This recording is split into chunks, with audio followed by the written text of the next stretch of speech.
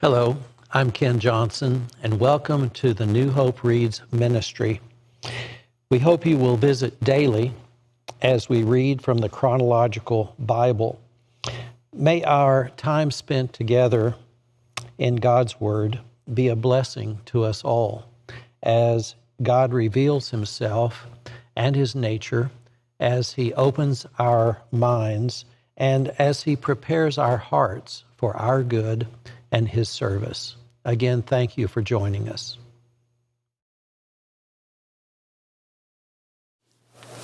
February 8th, Social Responsibility.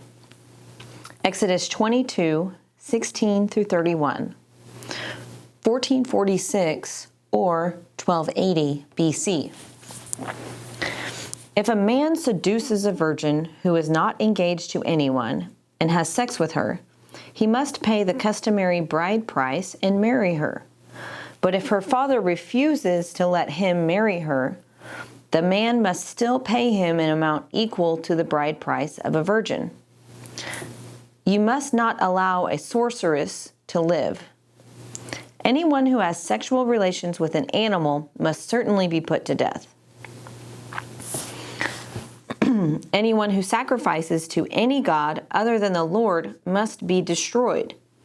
You must not mistreat or oppress foreigners in any way. Remember, you yourselves were once foreigners in the land of Egypt. You must not exploit a widow or an orphan. If you exploit them in any way and they cry out to me, then I will certainly hear their cry. My anger will blaze against you, and I will kill you with the sword. Then your wives will be widows and your children fatherless. If you lend money to any of my family who are in need, do not charge interest as a moneylender would. If you take your neighbor's cloak as security for a loan, you must return it before sunset. This coat may be the only blanket your neighbor has. How can a person sleep without it? If you do not return it, and your neighbor cries out to me for help, then I will hear, for I am merciful. You must not dishonor God or curse any of your rulers. You must not hold anything back when you give me offerings from your crops and your wine. You must give me your firstborn sons. You must also give me the firstborn of your cattle, sheep, and goats. But leave the newborn animal with its mother for 7 days, then give it to me on the 8th day. You must be my holy people. Therefore, do not eat any animal that has been torn up and killed by wild animals. Throw it to the dogs. A call for justice. Exodus 23, 1 through 13. You must not pass along false rumors. You must not cooperate with evil people by lying on the witness stand. You must not follow the crowd in doing wrong. When you are called to testify in a dispute, do not be swayed by the crowd to twist justice. And do not slant your testimony in favor of a person just because that person is poor. If you come upon your enemy's ox or donkey that has strayed away, take it back to its owner. If you see that the donkey of someone who hates you has collapsed under its load, do not walk by. Instead, stop and help. In a lawsuit, you must not deny justice to the poor. Be sure never to charge anyone falsely with evil. Never sentence an innocent or blameless person to death, for I never declare a guilty person to be innocent. Take no bribes, for a bribe makes you ignore something that you clearly see. A bribe makes even a righteous person twist the truth. You must not oppress foreigners. You know what it's like to be a foreigner, for you yourselves were once foreigners in the land of Egypt. Plant and harvest your crops for 6 years, but let the land be renewed and lie uncultivated during the 7th year. Then let the poor among you harvest whatever grows on its own. Leave the rest for wild animals to eat. The same applies to your vineyards and olive groves. You have 6 days each week for your ordinary work, but on the 7th day you must stop working. This gives your ox and your donkey a chance to rest. It also allows your slaves and the foreigners living among you to be refreshed. Pay close attention to all my instructions. You must not call on the name of any other gods. Do not even speak their names.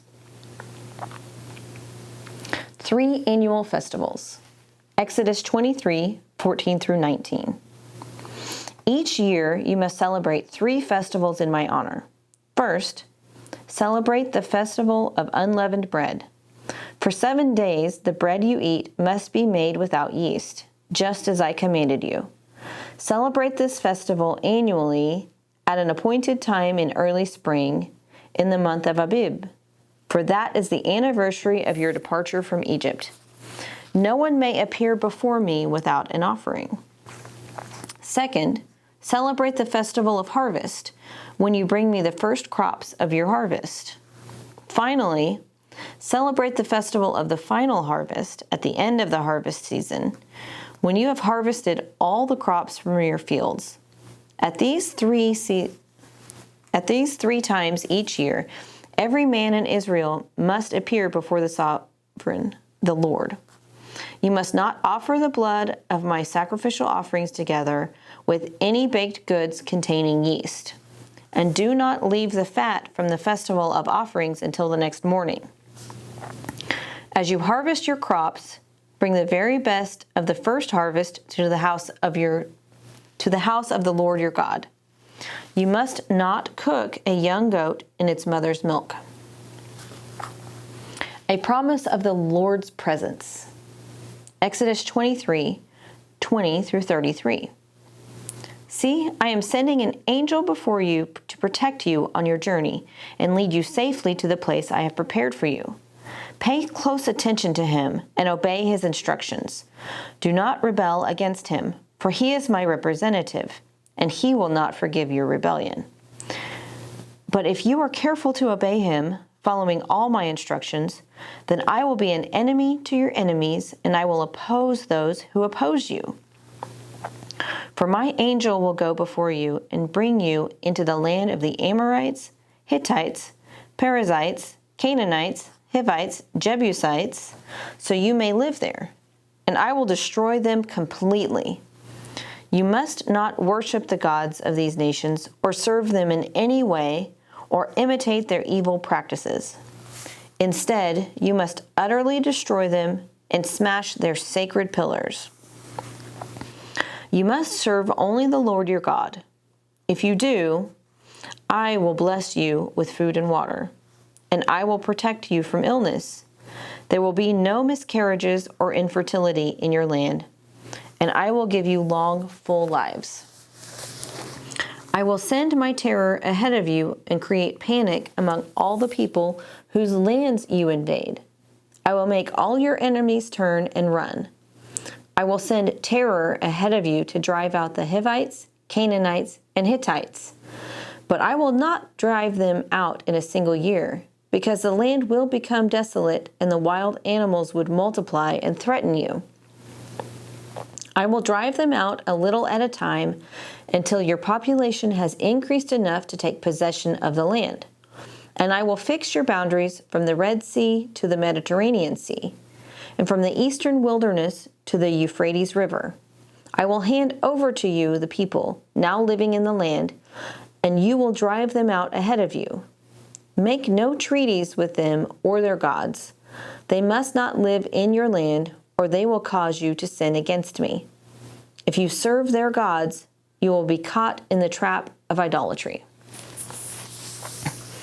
Israel accepts the Lord's covenant. Exodus 24, 1 through 18. Then the Lord instructed Moses, "Come up here to me and bring along Aaron, Nadab, Abihu, and 70 of Israel's elders. All of you must worship from a distance. Only Moses is allowed to come near to the Lord. The others must not come near. and none of the other people are allowed to climb up the mountain with him." Then Moses went down to the people and repeated all the instructions and regulations the Lord had given him. All the people answered with one voice, "We will do everything the Lord has commanded." Then Moses carefully wrote down all the Lord's instructions. Early the next morning, Moses got up and built an altar at the foot of the mountain. He also set up 12 pillars, one for each of the 12 tribes of Israel. Then he sent some of the young Israelite men to present burnt offerings and to sacrifice bulls as peace offerings to the Lord. Moses drained half the blood from these animals into basins. The other half he splattered against the altar. Then he took the book of the covenant and read it aloud to the people. Again, they all responded, "We will do everything the Lord has commanded. We will obey." Then Moses took the blood from the basins and splattered it over the people, declaring, "Look, this blood confirms the covenant the Lord has made with you in giving you these instructions." Then Moses, Aaron, Nadab, Abihu, and the 70 elders of Israel climbed up the mountain. There they saw the God of Israel. Under his feet there seemed to be a surface of brilliant blue lapis lazuli, as clear as the sky itself. And though these nobles of Israel gazed upon God, he did not destroy them. In fact, they ate a covenant meal, eating and drinking in his presence. Then the Lord said to Moses, "Come up to me on the mountain. Stay there, and I will give you the tablets of stone on which I have inscribed the instructions and commands, so you can teach the people." So Moses and his assistant Joshua set out, and Moses climbed up the mountain of God. Moses told the elders, "Stay here and wait for us until we come back. Aaron and Hur are here with you. If anyone has a dispute while I am gone, consult with them."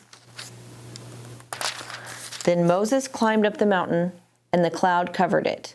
And the glory of the Lord settled down on Mount Sinai, and the cloud covered it for 6 days. On the 7th day, the Lord called to Moses from inside the cloud. To the Israelites at the foot of the mountain, the glory of the Lord appeared at the summit like a consuming fire. Then Moses disappeared into the cloud as he climbed higher up the mountain. He remained on the mountain 40 days and 40 nights. Hi there, and welcome to New Hope Reads. I'm Mark Ruff, and we are delighted that you've joined us to share in the reading of God's Word. It's very important that we share this together and be in God's Word daily. And by the way, we'd like to invite you to join us here at New Hope Church of Christ anytime you get a chance. Sunday mornings, we have classes at 9:30. We have worship at 10:30, and you can join us live or online. Have a blessed day.